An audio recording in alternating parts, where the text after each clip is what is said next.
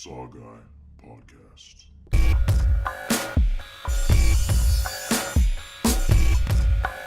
Like scary movies. What's your favorite scary movie? Here's Johnny. We'll tear your soul apart. The boogeyman is real, and you found him. Game over, man. Game over. What do you want? I want to hear you scream. Drop the prime time, bitch! Welcome to the SaWGuy podcast. As always, I'm the SaWGuy, and I'm bringing you episode 22 on Silver Bullet. That's right. So I know a lot of people, they ask me, what the fuck is Silver Bullet? Because it was one of those films that you would think it did good for its time, but it completely bombed in theaters. But it has this cult following because there's a lot of great fucking acting in it. And I know this film is based off Stephen King's work, obviously. The book that it was based off of was Cycle of the Werewolf. And that was basically the same story. Obviously, you know, when you go from a book to a movie, during those times, they twisted up a little bit. You know, they had to make it more Hollywood. And there's not that much difference between it, honestly. Just a little bit, but not a whole lot, you know. But anyways, if you've never seen Silver Bullet, I recommend see it. I know it's usually always on Hulu, Netflix. For sure, you could find it in the $5 bin somewhere on DVD. I know they do the Stephen King pack where that's included with Pet Sematary, Thinner, and a bunch of other Stephen King cult classics. But this is one of my favorite films, honestly. And I had to do this one because everybody, when I did the fan request episode, this was in the top. I was surprised. I was like, wow, okay, you know, us true horror fans, you know, we're starting to realize that this is a damn good film, right? But anyways, if you haven't seen it, check it out. As always, I'm going to break it down to you, the whole movie and everything like that. This movie stars Corey Haim, and I believe this was his first acting role. He was a kid, and he's basically the main character in this film. You have Gary Busey, who plays the uncle, and you also have Everett McGill, which is not a common, you know, household name, but he's done some other works. Like he was, I think his name was Big Daddy off of People Under the Stairs. That was another classic one, but right now we're talking about Silver Bullet. But anyways, Everett McGill, he does these really good creepy roles. And basically this whole movie, it was filmed in 1985, well, released in 1985, but when they did the story, it takes place in the 70s, right? So the whole story is this. It takes place in a town called Tarker Mills, which in the Stephen King universe, that's a stone throw away from this little town called Derry. I'm pretty sure you guys might have heard it from this story called It. Yeah, it's down the road from it because it's in Maine. Which is crazy. I was like, what? Mind blown. But anyways, back to the story. It follows his family, and they live in this small town of Tarker Mills. And everybody's all tight-knit to each other, you know, because it's the 70s and things like that. And, you know, the whole movie starts off where they go to a parade. They're talking about how they're raising funds for the town. You see the reverend, the sheriff. And there's a lot of central different themes that this movie follows. Obviously, Corey Haim's character, he plays a kid who's bound to a wheelchair. Some have said that he's a paraplegic. I have a theory on that, which I will get towards the end of this video, because there's a lot of different subjects and themes that I notice. I've seen this movie 7 times this week to do this episode, so I got a lot to talk about. But anyways, the whole story goes is that it's Corey Haim, and he has a sister, Megan Follows, who plays the character of Janie, and he has a friend named Brady. And, you know, the movie starts off where the parents, they rely a lot on Jane to take care of Marty, which is Corey Haim's character. And, you know, they put that theme on her, like, hey, he's bound to a wheelchair, you gotta help out your brother, he's your baby brother, right? So it starts off that, you know, they say, hey, go look for him, see if he's okay. And Marty, he's out there hanging out with Brady, and they decide to play a trick. They found a garden snake, or a garter snake, whatever it was, and they throw it at her, so she falls into the puddle, fucks up her dress and everything. While this is going on, she goes to the side bushes, and she sees this character who pulls this dude away, and she's basically saying, hey, I'm pregnant, it's your baby. And this guy, being a cheeseball piece of shit, that ain't my baby cooking in your oven. That's not my bun, you know. You handle it yourself. And it shows her crying. You'll get to that later on in the story. So anyways, after everything's all done, they're driving back, and then This is what I love about the 80s films. You know, they actually show parents actually disciplining. You know, so she's arguing. They're on the drive back. Marty and Jane, they're arguing. And basically she's saying, well, look what he did to my dress. You know, he scared the shit out of me. Da da da da da. And the parents are saying, well, that's your baby brother. You got to take care of him. Well, it's not my fault he's crippled. And then that's when the mom turned around and said, you better knock it off or I'm going to smack you. That was back in the day. And my generation, we had that. You know, I always chuckle at that shit. But anyways, they get to the house and they're unloading and everything like that. And she's basically saying, well, the uncle that you like, he's a drunk and he's getting a divorce, which is Gary Busey's character. He plays Uncle Red, which is their mom's brother. And basically it goes on, you know, about their life and everything like that. But, you know, I completely just missed the beginning. Damn it. But anyways, in the beginning, I'll go through it real quick. In the beginning, you see this drunk. He's on the railroad, and he fixes the railroads and shit. And all of a sudden, he sees this werewolf, and it cuts his head off. And then no one expects anything because, you know, they thought he just laid on the tracks. He's a drunk, whatever. Then you had the whole town scene, and then now we're all caught up. So anyways, now it starts talking about how that there's this murder going on, right? And then it goes back to the scene of the lady who says, hey, I'm pregnant. And she basically, they never implied it in the movie, but I think they talk about it in the Stephen King book. That she said that she was going to kill herself because the guy didn't want her. And she has this baby that nobody wants, you know? So she's in her room, and she's already got all these pills laid out and everything. And she was already, you know, drinking it and ready to kill herself. Then all of a sudden this werewolf-like creature comes up, boom, boom, climbs up, busts through the window, guts her and shit. And, yeah, I was like, whoa, what the fuck? And the way that they put that together was just creepy. Because it doesn't show you a full body apparition or a full body look of the werewolf. But you know it's a werewolf, obviously, because of the movie and everything like that. Or, you know? But anyways, after that scene, then they start, you know, Marty goes back to school. He talks to his buddy and everything. He has a little girlfriend named Tammy. He walks Tammy home because the sheriff is like, hey, there's a string of murders going on. We're a small town. Something's going on. Be careful, right? He takes her home. Well, anyways, when he takes her home, she has a drunk dad. You know, like half the characters in this film, they're either drunks or they're crazy or something, you know. That's another thing that I'll get to.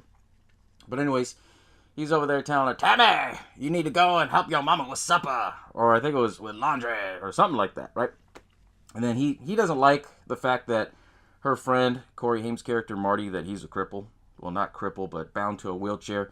I say cripple because right after, you know, she walks away from him, he says this line, damn cripples, all they ever do is just go on welfare, and mumbles off, you know, which implies that he's a drunk and, you know, he doesn't do much, you know, around the house, obviously, right? But before she walked in, she says, hey, my dad has a greenhouse. I've been hearing growling noises in there. So later on, it follows the story of Marty going back home, and then you see Uncle Red, which is Gary Busey's character. They're playing poker. He's obviously drinking. He's drunk. They're talking shit, having a good time. And then basically the mom shuts it down, sends him to bed. And she's yelling at Gary Busey's character saying, you know, what the hell? I don't want you drinking around him when you're around. And, you know, they have a little bickering. Well, later on, it goes into Tammy's dad, and this is late night. This is one of my favorite scenes of this fucking film. He gets a beer and he starts watching wrestling. And I can relate to this because I'm a wrestling fan, right? This shit was funny. He's sitting there, oh, come on, Rebel, we gonna kick some ass today. And as he's, you know, talking the TV, drinking a beer, whatever, he starts hearing all of his pots in his greenhouse start to break. And all of a sudden, yeah, bust his chops. And I guess they show a part where he got kicked, you know, below the belt or whatever, you know. Ooh, that hurts my parts. And then he hears more pots break. He gets all pissed off, grabs his gun. And he doesn't use a full shotgun shell. He uses, what do they call it? Those mouse shots or whatever. So it's like rock salt. That's what it is. Goes out there all drunk. You know, bust up my pots. I'm going to bust up your ass. You know. He goes in there. And they did this scene fucking phenomenal, right? They go in there. Well, he goes in there. And I think his name was Milt. Was it? Yeah, Milt. And, well, anyways, he goes in there. It's all dark. He sees all of his busted, you know, terracotta plants and everything like that. He goes in, he starts hearing noises. He sees a spider, scares him, builds up. Then this whole rusty shack starts shaking, and then all of a sudden the werewolf comes out, boom, from the bottom and pulls him into the ground. As he's going to the ground, there's a sharp piece of wood, and it goes right through him. And then he leans forward, leans back, blood's gushing down, and then you hear the werewolf noises and all the tearing and shredding. Great scene, great scare, everything, right? Then later on, they go into, like, okay, now there's a second murder, we all gotta be careful, right? And then, obviously, the kids weren't careful because Marty, he goes and hangs out with his friend Brady, who basically, he's his friend, but he's one of those friends like, oh, if you're here, okay, cool. If not, whatever. So they're at the park flying kites, and this is what I thought was fucked up. Here he is bound to a wheelchair, and his friend's still flying his kite. Doesn't help his friend, Marty, get the kite stuck out of a tree. So Marty climbs up this tree and pulls his kite out. His sister comes and says, hey, you better get your ass home. Supper was an hour ago. Mom's pissed. She picks him, well, that doesn't pick him up. She helps him into his wheelchair, and they leave. And basically, it goes into the story of, like, he's telling his friend Brady, hey, are you going to come? He's like, yeah, in a bit. I'll be fine. And it just shows this long scene where he's, like, staring at him like, something's not right. Something's going to happen. And you do find out what happens. Then it cuts into the bar scene where the whole town is drinking. And then you have Andy, who's the guy who, basically, he owns a gun shop in the town, but not the only one. But he's like this big, think of him like Bert from Tremors. That's basically what he is, right? And he starts arguing with the deputy, and they start talking shit, calling him a fat ass and all this other stuff. You know, typical bar scene, right? And then all of a sudden, Brady's dad comes in, and out of all things, I never understood why he would go to a bar and say, hey, has anyone seen my kid? I think he went in there because I guess everybody was all at the bar because it's a small town, right? Then it cuts to the scene where Brady's flag is being dragged and it has it has blood draining off of it. And the Sheriff Holler, he's dragging it and he's saying a prayer. And they never showed what he looked like, you know, as far as Brady. And they never said why the sheriff was out at that spot because the park looked like it was way outskirts of the town. But he basically, I guess, was going on patrol because his dad, Herb, was telling him, hey, my son's missing, you know. And back in those days, if somebody was missing, you know, in a small town, they all hauled ass. Well, anyways, Herb gets dropped off by the other deputy, and the sheriff is, like, trying to stop him, and then he goes and sees his son. And, you know, then it's a very dramatic scene. Then it cuts into the funeral, where they're doing the funeral for everything. And it's sad. It really is, you know, because it builds character into it, and then it's like, makes you think, oh shit, this is a problem. Then, after the funeral scene, Gary Busey and Marty, they're really close. And he tells the family, okay, he's going to drive with me back home. We're going to find out, we're going to talk, relieve, whatever, you know. And so they do. And so later on, after everything's all done, and they start talking about things, and Marty's like, well, I think it's a werewolf. And obviously, you know, typical 80s films, they laugh it off. Oh, yeah, that ain't a werewolf, right? And then it shows the scene back at the bar where Andy, the gun guy, or the gun shop owner, he's basically telling everybody, hey, I don't give a shit. We're going to all round up a crew, and we're going to go out there and hunt this motherfucker, right? As they're doing that, the sheriff comes in and says, hey, y'all need to go home. What you're doing is private justice. It's a step away from lynch mobs and shit. Y'all got to go home and be safe. And while they're all arguing, bickering, you see Brady's dad, Herb, stand in the corner, and he tells him, yeah, shut up. And then he tells the sheriff, hey, you know, that's fucked up. You haven't done anything. My son was torn to pieces. So I don't know what you're talking about with private justice, but I'm going to go out there and get private justice. Right? While this is all going on, they all said, okay, fuck it, let's go. So they're all running out to their cars with their guns and shit, ready to go. You see the Reverend come out, right? That should have been a big clue. The Reverend comes out, hey, don't do this, no. And as they get to the forest area, I guess they all split up in different groups. And they show that they're in the forest. One guy gets injured because he steps on a bear trap, and the guy's trying to take it off, and it snaps right back to him. Then they go in, and Andy, he's trying to be, you know, big tough guy, be the leader of the boss. And he has the bar owner, and he has like a diner shop owner. There's another funny scene. The diner shop owner and his wife, you know, they're kind of bickering. She's like, you gonna stand there and make lemonade in your pants all day? You gonna come? I ain't scared. So they go in, and he's the only smart one that tells them, hey, you can't trust this fog. like, it's because it's deep, you know, because this whole movie takes place from spring all the way to Halloween. And in Maine, like in the little forest swamp areas, you'll have fog that builds up, you know. And well, anyways, when they did that, they got into the fog, they start hearing the noises, and they said, it's right behind us. And then everybody else is like, okay, we should start packing up and get going. Boom! There's one guy that gets thrown to a tree, gutted up, right? And then they said, okay, let's start moving little by little. And then he gets the other guy, pulls him down, and just basically severs him. Everybody starts running. Andy freaks out so bad that he shoots his gun and says, okay, fuck this. So he's gone. And then the other guy, I didn't talk about this guy, but this guy, he was the old guy that was in Reservoir Dogs. He was the old man that planned everything. He's that actor. I forgot his name. But anyways, in the scene, he owns the bar, and then when people would get pissed off, he pulls out this bat, and basically he's like, hey, knock off the thermostats. And everybody remembers that bat because the bat, on it, he has it etched where it says, the Peacemaker, right? He's running away from the forest. He's the last one that gets killed, gets tripped up, and you hear him, you know, you son of a bitch, I'm gonna kill you. Hits him with the bat, and then basically the werewolf comes back, grabs the bat, and just beats the shit out of him with it. Right? Great scene, great build-up, and then we go into the funeral scene, or you think it's a funeral scene, right? Then all of a sudden the priest starts talking, and there's 3 caskets because of the 3 guys that just got killed. And then you start seeing Brady's dad, and he starts talking about, oh, you know, there's only private justice. And then everybody starts little by little transforming into werewolves. The lights go out, everything goes out, and then you see the fucking people are all fucking werewolf-like coming after the Reverend Lowe. And that scene always scared the shit out of me as a kid because, you know, back in the day when you used to get like free HBO, free Showtime, we didn't have, you would get it for a month, right? And the generation I grew up with, we basically said, fuck it, we're going to get a 6-hour tape, pop that shit in the VCR, hit record, and record all those movies. I know I'm not the only one that did that. Let me know in the comments below if you guys did that, because that shit's funny. That's old school. That's how you know you're a true old school horror fan, right? But anyways, back to the movie. I know right after that scene was going on, all of a sudden you see that he wakes up, it's a dream, and then he's basically saying like, Lord, let this pass by. So basically it implied that he knew that he was the werewolf and he can control it, right?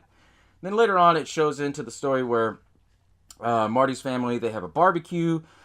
Gary Busey, he builds him a bike called the Silver Bullet, which is the base of the whole movie. And, you know, he builds him this fast, well, it's a motorized wheelchair that he put a bike engine in. So it's basically super fast. So he tests it out. They have a barbecue night and everything. Everything's going good. He's not drunk. And then he tells Marty, hey, I know they canceled the carnival. They got your girl to move away. He killed your best friend, but I got something better for you. So he gives him fireworks, right? And says, hey, stay close to the house and, you know, don't run off and be safe. So he implied not to do it tonight, but what do kids do our age, right? We said, fuck it. He climbs out of the house, gets into the Silver Bullet, goes to the bridge and starts lighting off these fireworks. Lights off these fireworks, then all of a sudden the werewolf comes. He starts freaking out. He gets the bottle rocket, boom, gets it right in his eye. And right after that, that's when he notices there's a werewolf. He tells Jane. Jane's looking around to see who has a missing eye because she's collecting cans for the MedQ drive. She finds out it's the Reverend who has a missing eye. He has an eye patch, right? And then later on, they figured, okay, we're going to send him notes saying to kill himself. Then the Reverend kind of goes crazy, like Dr. Jekyll and Mr. Hyde. He goes and tries to run off Marty on a bridge and everything. And then when they're telling the story again to Gary Busey, he's like, oh, you guys are full of shit. And then all of a sudden he tells him, wait a minute, what color is his car? And then he sees the paint transfer. Tells the sheriff. The sheriff goes over there and says, okay, I see the broken piece of bat, and I see that there's paint transfer. You're going to come with me. That's when you full on see the Reverend basically knock the gun out of his hand. It's not my fault. And then he starts transforming into the werewolf, hits him in the head with the leftover piece of the bat, and then full transforms, kills the sheriff. And then that's when they decide, okay, fuck it. We're going to make a silver bullet out of our cross necklaces and our medallions. And, you know, Gary Busey, he's like, okay, I love you guys. I'll do it for you. So he goes and does that. They make a silver bullet. And, you know, at this time, it's around Halloween. The full moon's out. The parents are out of town. And this is a big climax ending where finally the werewolf comes, tears through the house. Gary Busey's all shocked and shit. And, you know, they start fighting and everything. He pulls out the bullet before everything happens because he's like, okay, he's not going to come. It's already 3 in the morning. Little did he know, right? But he comes. They lose the bullet in the vent. Marty reaches in, grabs the bullet, pulls it out, loads the revolver. Boom! Gets him. And then you find out at the end that it was Reverend Lowe. Like, all the characters finally realize that they see him transform from a werewolf down to a human. There's that one last jump scare, and then that's it at the movie, right? That's the whole movie of Silver Bullet. I know I probably went a little bit longer than I should, but there's a lot of great memorable scenes. It's not iconic, but they're very memorable. If you tell anybody about Silver Bullet, they'll tell you they remember, you know, the making the lemonade in the pants, or they remember the Peacemaker vat, or they remember, you know, Gary Busey's character who does all the crazy shit. Because Gary Busey in this film, a lot of his lines were all improv. You know, they were just on the spot, you know. There's this funny scene where he's starting up the Silver Bullet for me, and he tells him, oh, I feel like a virgin on prom night. You know, all that shit wasn't in the book. He just kind of ad-libbed it just because Gary Busey's Gary Busey, and he just does crazy shit like that, right? But it was a great movie. It really was. And the whole time, what made it even that much more special is you never see the full werewolf until the end. And a lot of people will give you shit about this. And they said, okay, well, that doesn't look like a werewolf. That looks like a fucking bear. And true, they're right. You know, because during production in this film, they filmed all the scenes without the werewolf. And, you know, after all those scenes were done, then they got the suit. And they said, okay, well, shit, this suit is very hard to move. So the guy, Everett McGill, who played Reverend Lowe, he basically got a dual role in this film because no stuntman wanted to get into the suit because it was just so tight and awkward to move, right? But it's the way that they did the camera angles, and then they did all the Stephen King little winks where they zoom in on the eyes and then the eyes will glow red. And that basically, I know that's a Stephen King trait because that has happened in Creepshow. Creepshow, when they show the bamboo and it zooms in on his eyes and they turn all red, that's basically a Stephen King wink, right? But the werewolf suit, it looked very bear-like, but if you look at it from a stance that they tried to make it more realistic, it looked pretty damn good. You know, it's just, the transformation scenes were fucking fantastic. The way how, when he was changing from a werewolf back to a human, obviously they did it like, filmed it where it's like pushing out, and then they show the scene where it was rewinding, pulling it back so he goes back to human. It was all done really good, and a lot of the film's budget, if you look at the church scene where everybody transforms to a werewolf, you can see where a lot of the budget went. It didn't, and not only that, it wasn't gory. It had the right amount of blood when it was needed. You know, everything from when the sheriff got hit in the head with a bat to when they show the girl Stella, the pregnant woman, get killed. You know, they show the right amount of blood, not too much. You know, but not too little either. You know what I'm saying? But it was a great film, great story for what it was. And then I know I've posted on my social media, but I've come up with a lot of theories and themes of this film. I've watched this film, like I said, 7 fucking times. And I can tell you right now that I picked out every little theme. One, they show that even though Marty is bound to a wheelchair, he doesn't let his disability get to him. He doesn't. Not at all. You know? And that's a great thing. It basically, the film tells you, you know, don't let your disability or anything hold you down because you can do whatever the fuck you want, which I love because, you know, it's just, it's empowering. It really is. You know, the second scene that I noticed, or second theme I noticed was Reverend Lowe, the werewolf. He knew this whole fucking time that he was a werewolf, and he picked his victims. Even as a werewolf, he controlled that shit down to the wire. Because you think about it. He killed Stella because she said she was going to commit suicide, right? He admitted that when he got into a one-on-one confrontation with Marty and basically said, yeah, I killed her, you know, because suicide is a sin and she'd be burning in hell, but I took her physical life to save her eternal soul. And then that's when he says, you meddling little shit. And you think about all the other victims that he picked. Brady, what was it? It was Marty's friend, Brady. He picked him because he was a smartass and he basically was a bully, they implied, right? The 3 people in the forest, he got those guys because they were the biggest assholes like in the town, the bar owner who basically was this tough guy with the bat and everything like that. He picked and chose his victims, which is fucked up to the point. And then, he picked the sheriff, I would say, because he knew he was going to get caught. But then also, what implied to me how he knew he could control it is because when he went to go and chase Marty in his car, and they had that car scene chase, you could tell he wasn't clean shaven. He didn't look like a reverend. He had the beard and everything, and he fucking snapped like Jekyll and Hyde. And I wouldn't go as far as say that's a Jekyll and Hyde movie, but I would go as far as saying this guy knew what he was doing. He thought he can get away with it, and he controlled it because they said, okay, he can come out during full moons, but he wasn't as strong and wasn't as human until the biggest full moon of the night. When those days hit, then basically he was like at his strongest. It was all werewolf, none of the Reverend Low. And also, too, what I noticed, I don't know how to break it down without people getting upset. I'm not a religious person, but I did notice a lot of religious traits in this film. The fact that he was a reverend kind of implied, obviously, it's some form of Christianity. They didn't say if it was Christian, they didn't say if they were Catholic, they didn't say if they were Methodist or whatever, but you pick up on little clues. Like in the garage, they had statues, so that's Catholic. The fact that Marty had a medallion, that's more Catholic. So I don't know what type of religion it was, but to me, I almost got this cult-like feeling to it, especially like in the dream sequence where everybody's standing up and singing the hymns and they're just like rocking back and forth.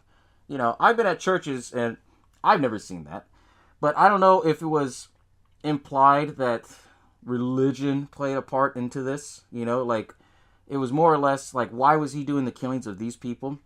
And because he's a reverend, was he doing it for the Lord's work per se, and that's another thing that I got to it. It's a controversial thing. I don't want you all to think that, I'm bashing it out because I'm not, but it just implied in the story. I mean, like I said, I've seen this film 7 times this week, and I know if you pay attention to every little detail like I did in this, it's like, whoa, what the fuck, right? Because those are all the themes that I got off of it. I really did.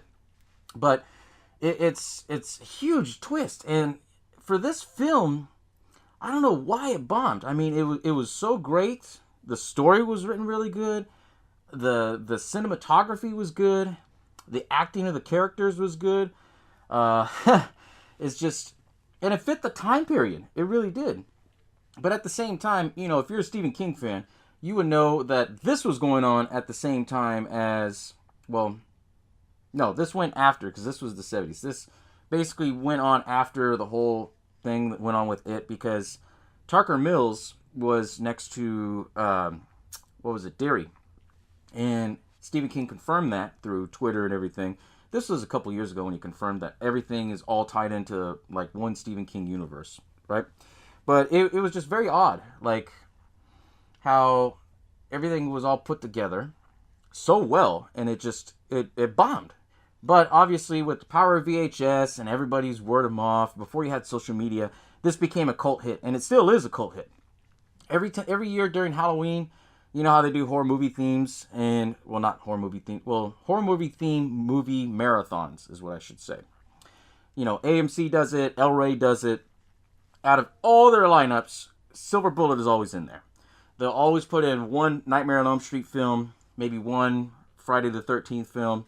They'll throw in one new one, like obviously my favorite Saw.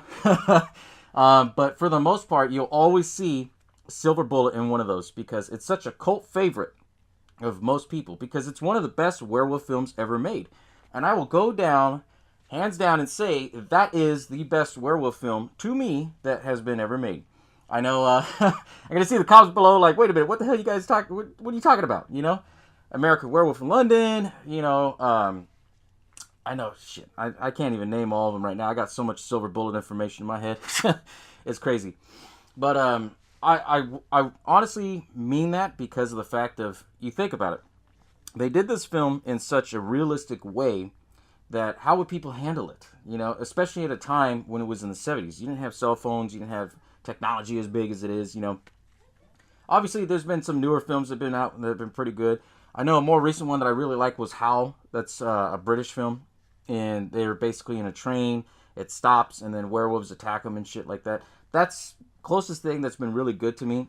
American Werewolf in London, I like that too. But you know, Silver Bullet holds a special place in my heart because growing up as a kid, I see this film so many times. We all quote it in my family. We all look at each other, bullshit. Hell, you know, half of us in my family, we all have a bat that says Peacemaker on it because of this film. I mean, not too many people can say that shit, right? But yeah, I mean, this is a great film. If you never got a chance to check it out, I mean, go check it out.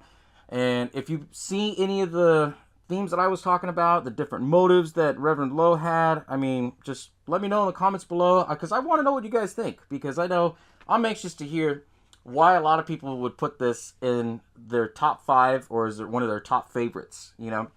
Most of the list, obviously, Nightmare on Elm Street 1, but there was another handful of lists that everybody would say Nightmare on Elm Street was their number 1, but they would put Silver Bullet as number 2.